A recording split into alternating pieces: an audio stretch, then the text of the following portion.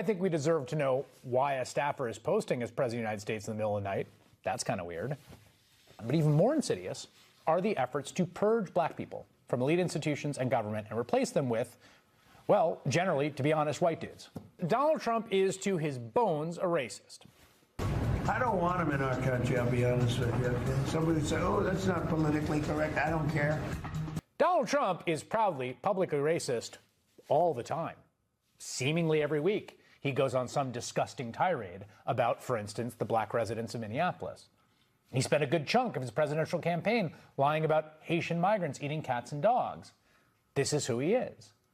But even setting aside his personal bigotry, which is real and an animating force, his administration, using all the powers of the state, is pursuing an explicitly racist agenda to rewrite the history of anti-black racism in this country and to force black people out of elite institutions, both public and private.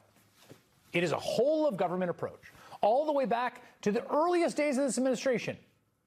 This administration is committed to a project of aggressive affirmative action for assorted fail-sons and conservative white men. This graphic from the New York Times last year makes it so clear. Trump forced out the black chairman of the Joint Chiefs of Staff, replaced her with a white guy.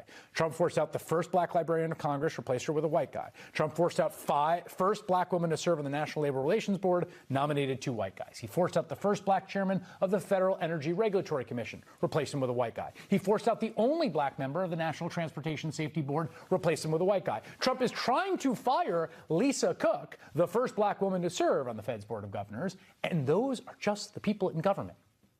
They want black people banished from power. How much more obvious could it be? There is a clear pattern here. They are pursuing a racist agenda. But even more insidious are the efforts to purge black people from elite institutions and government and replace them with, well, generally, to be honest, white dudes. It's part of a pattern. Not long after that DEI outburst, the White House scrubbed Jackie Robinson, yes, that Jackie Robinson, from the Defense Department's website. In addition to breaking the color barrier in Major League Baseball, Robinson also served as a second lieutenant in World War II, where he was court-martialed for refusing to move to the back of an Army bus. The page, which they scrubbed, was later restored when, again, like what happened today, the White House got caught. Late last year, the White House removed two federal holidays honoring black history, Martin Luther King Jr. Day and Juneteenth, the day of the liberation of enslaved people in Texas, from the list of days when national parks offer free admission. They were replaced with Trump's birthday. Just last month, workers directed by the National Park Service used crowbars to deface a Philadelphia memorial honoring 9 enslaved people who were forced to work for George Washington.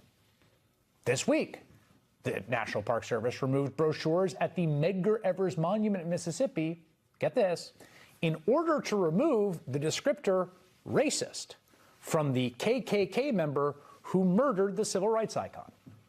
Once again, they appear to have backtracked after getting caught. I could go on and on and on. That video, usefully perhaps, was just Trump fully taking the mask off.